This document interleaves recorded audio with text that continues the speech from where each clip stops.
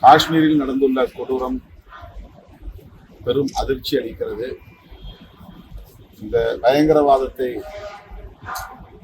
கடுமையாக நசுக்க வேண்டும். உயிரிழந்த குடும்பத்தினருக்கு எமது ஆழ்ந்த இரங்கலை தெரிவித்துக் கொள்கிறோம். பாஜக அரசின் தவறான கொள்கை மற்றும் ஜம்மு காஷ்மீர் விஷயமாக அவர்கள் எடுத்த நடவடிக்கை இந்த விளைவுகளை உருவாக்கி இருக்கிறது. அது மட்டுமில்லாமல் உளவுத்துறை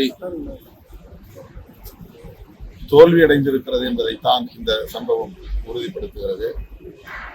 ஆர்டிகிள் 370 அந்த 370வது உறுப்பை அகற்றிவிட்டால் அங்கே பயங்கரவாதம் இருக்காது என்று தொடர்ந்து பாஜக சொல்லி வந்தது. அதை நீக்கிவிட்டார்கள். பயங்கரவாதத்தை ஒழித்துவிட்டும் சுற்றுலா பயணிகள் அங்கே சுதந்திரமாக போகலாம் என்று சொன்னதன் அடிப்படையில் அதை நம்பி போன சுற்றுலா பயணிகள் இன்றைக்கு படுகொலையாகி இருக்கிறார்கள். எனவே இதற்கு அமித்ஷா பொறுப்பேற்று உடனடியாக பதவி விலக வேண்டும் என்று விடுதலை சிறுத்தைகள் கட்சி வலியுறுத்துகிறது.